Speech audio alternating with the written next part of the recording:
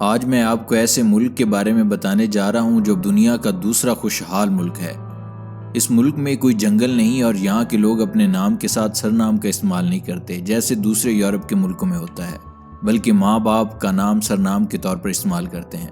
آج میں آپ کو آئس لینڈ کے بارے میں دلچسپ معلومات اور وہاں کے سیر کرنے والی جگہوں کے بارے میں بتاؤں گا۔ اس ملک کی آبادی صرف 3,64,000 ہے۔ اس کا رقبہ 6,000 مربع کلومیٹر ہے۔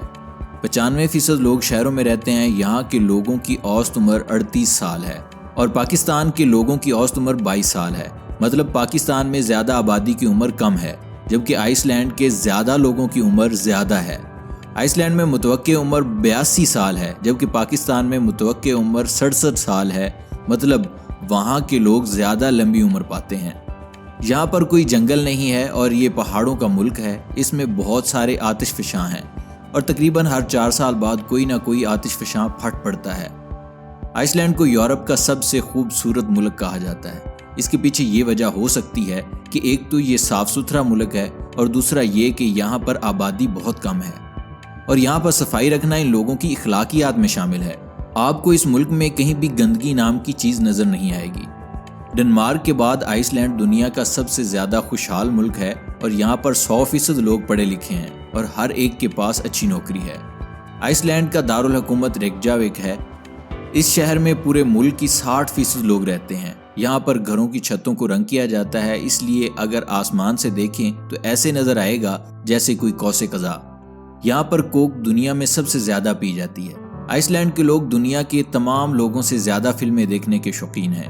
اس ملک میں کسی طرح کی بھی فوج نہیں ہے۔ آئس لینڈ کی پولیس کے پاس کوئی ہتھیار نہیں ہوتا کیونکہ یہاں پر کرائم ریٹ تقریباً 0% ہے۔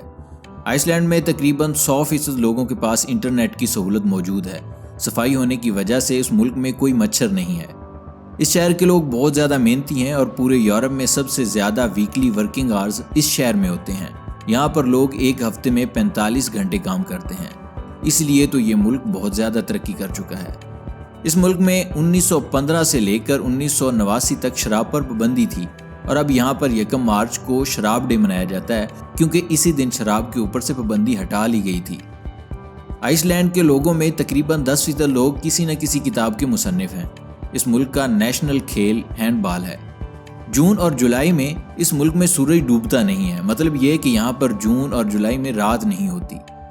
اب میں آپ کو بتاؤں گا اگر آپ نے آئس لینڈ گھومنا ہو تو آپ کو کہاں کہاں جانا چاہیے۔ لینڈ منالو گھر یہ بہت مشہور جگہ ہے۔ یہاں پر مختلف رنگوں کے پہاڑ موجود ہیں۔ یہاں پر ہائیکنگ میں دلچسپی رکھنے والے لوگ آتے ہیں۔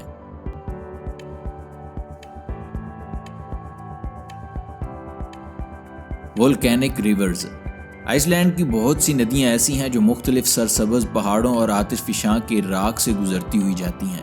اگر ان کو اوپر سے دیکھا جائے تو یہ کسی پینٹنگ کی طرح لگتی ہیں۔ یہاں پر بہت سارے لوگ دیکھنے آتے ہیں۔ ویل واچنگ آئس لینڈ کے جنوبی اٹلانٹک سمندر میں بہت بڑی تعداد میں ویل مچھلیاں ہیں۔